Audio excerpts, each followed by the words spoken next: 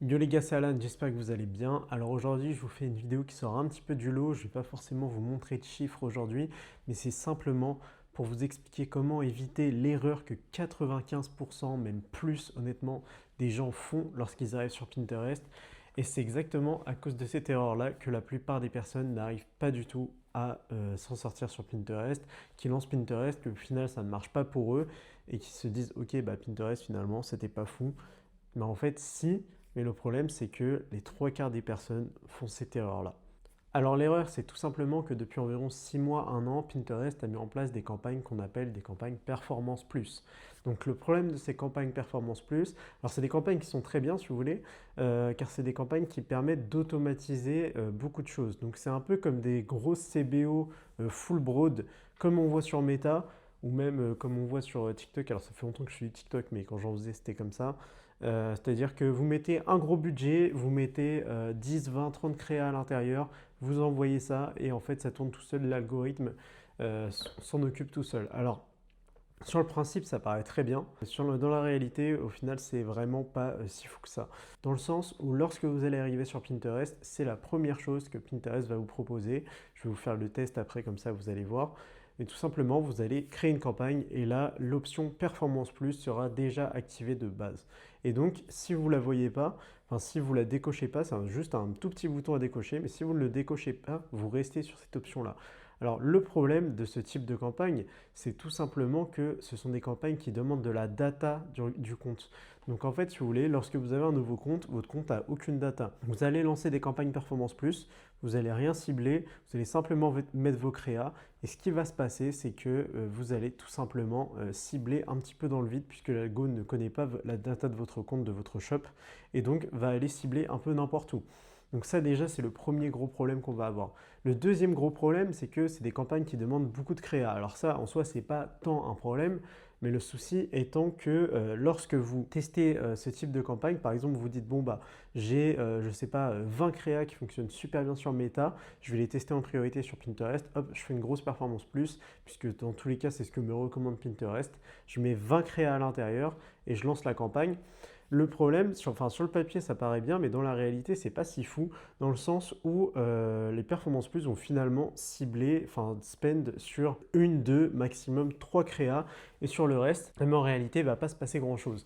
Et ça, c'est un gros souci dans le sens où ça vous permet pas de vraiment tester vos créas sur la plateforme, et donc de repérer, de passer à côté de créas qui peuvent être potentiellement winneuses et qui peuvent vous rapporter des milliers d'euros, tout simplement parce que vous avez uniquement lancer de la performance plus et pas lancer des campagnes classiques. Donc là déjà, on a deux gros problèmes majeurs. Comme je vous l'ai dit, le premier, c'est que ça va aller cibler n'importe où puisque votre compte n'a pas de data.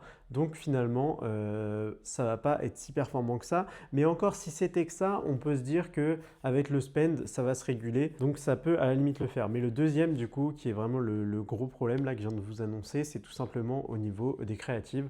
Vous allez vraiment au final tester 5% de vos créatives sur vos campagnes. Et donc, ça va tout simplement vous faire passer à côté de plusieurs milliers d'euros, puisque vous allez passer à côté de créas qui sont potentiellement winneuses, surtout si elles le sont déjà sur Meta. Alors, le troisième problème qui est vraiment le plus problématique, et c'est celui que moi je retrouve le plus de clients qu'on récupère dans l'agence, puisque en fait, ils ont fait des setups full performance plus et au final, ils se retrouvent un petit peu bloqués. C'est tout simplement que c'est des campagnes qui sont très compliquées à scaler. Donc ce qui fonctionne très bien sur Pinterest, c'est de scaler horizontalement avec des campagnes classiques et en fait utiliser ces performances plus pour aller chercher plus de spend. Ça c'est très bien. Mais lorsqu'on a déjà un setup qui est stable, le problème de faire un setup full performance plus, c'est que ça peut marcher au début puisque je vous l'ai dit, ça va s'optimiser avec le temps. Ça va s'optimiser avec le temps, ça va trouver de la data. Il suffit que ça spend sur des créas qui sont finalement winneuses ou pas si mauvaises, ça va quand même vous ramener des résultats. Donc vous allez commencer à scaler sur ça et là vous allez vite atteindre un plafond de verre. Dès que vous allez scaler, ça va retomber. C'est-à-dire que vous allez être stable, vous allez vouloir monter le budget, votre ROS il va baisser à chaque fois, il va faire que baisser, que baisser. Et ça va être hyper galère, vous allez vite atteindre un plafond de verre.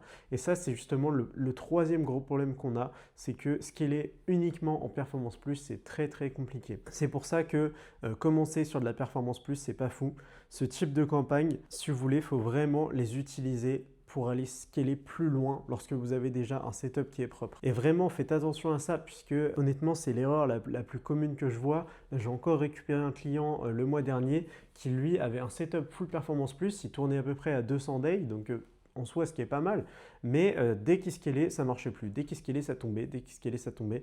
Et tout simplement, ce qu'on a dû faire, c'est tout remettre à jour, tout resetup de A à Z. Donc en fait, recommencer limite de zéro sur Pinterest. Donc bien sûr, ça, on avait un peu de data sur le compte, donc ça a été utile. Mais si vous voulez, on a vraiment dû repartir presque de zéro au niveau du setup pour re-avoir cette base qui est très stable et là sur laquelle on va pouvoir aller justement chercher du scaling cette fois-ci, relancer des performances plus, mais avec de la bonne data.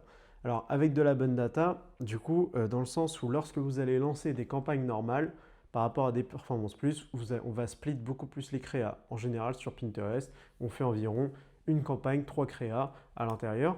Et donc, ça nous permet de tester un maximum les créas. Là, disons que vous avez 30 créas à la base, ça vous permet de faire 10 campagnes de 3 créas. Et donc, le budget va beaucoup plus être split entre les créas et ça va vous permettre déjà, dans un premier temps, d'identifier vraiment les créatifs qui sortent du lot. Lorsque vous avez identifié ces créatifs qui sortent du lot, vous pouvez déjà restructurer en mettant les meilleurs créatifs ensemble dans des campagnes.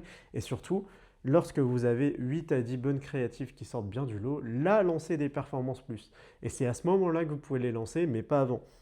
Si vous les lancez avant, en fait, vous allez tout simplement jouer un petit peu à la roulette russe avec votre argent, donc c'est vraiment pas utile. Donc voilà par rapport à ça, c'est un petit peu tout sur les performances plus. Ce que je vais faire, c'est directement aller sur l'ordi, vous montrer comment bien mettre en place le setup pour ne pas lancer des performances plus au début et surtout quel setup lancer maintenant. Ok les gars, donc maintenant on se retrouve directement sur l'ordi et comme vous voyez, lorsqu'on est dans la création de campagne, on a directement les performances plus qui sont activées de base, juste ici. Et lorsqu'on débute sur Pinterest, en fait ça nous paraît logique, en plus ça nous dit que les performances plus c'est mieux, etc. Pareil, on a un score d'optimisation lorsqu'on va enlever les performances plus, le score d'optimisation il va baisser, un peu comme le fameux score d'optimisation sur Meta, où est-ce que ça vous propose d'utiliser des trucs d'IA, etc. qui sont dégueulasses et qui finalement, il vaut mieux enlever. Donc là, c'est exactement la même chose, mais un petit peu sur Pinterest. Bon, après, c'est encore différent, mais tout simplement pour vous dire que le score d'optimisation, en réalité, c'est bullshit.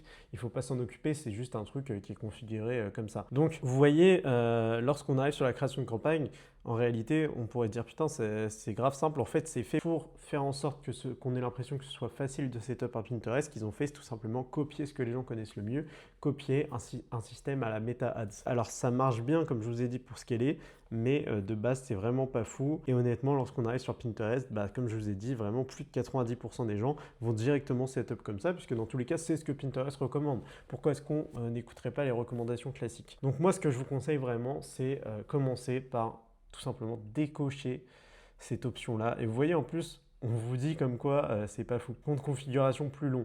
Moi, personnellement, les gars, je sais pas vous, mais moi, je préfère passer 10 minutes de plus à configurer ma campagne et avoir un bon setup qu'avoir un setup de merde et y passer 2 minutes. Passer en mode manuel. Et là, directement, on part sur une campagne beaucoup plus classique. C'est-à-dire que vous allez mettre votre budget là, vous allez votre ad group, car il n'y a pas d'ad group de base sur des performances plus, sur lequel vous allez pouvoir faire toute votre configuration. Alors d'ailleurs, attention, parce que de base, ça va être comme ça. C'est-à-dire que vous allez pouvoir choisir le pays, l'âge, etc. Il faut bien cliquer sur passer à la configuration manuelle ici, encore une fois, pour vraiment pouvoir aller target les centres d'intérêt, les données démographiques, etc., etc. Et là, vous allez pouvoir ajouter, bien sûr, vos annonces. Donc, je ne vais pas vous réexpliquer comment faire une campagne de A à Z. J'ai déjà fait une vidéo là-dessus, d'ailleurs, qui avait plutôt bien fonctionné. Donc, je vous redirige directement dessus. Limite, je la mettrai dans la description, comme ça, vous pouvez directement aller cliquer dessus. Mais tout simplement pour vous montrer qu'il faut vraiment décocher cette option-là.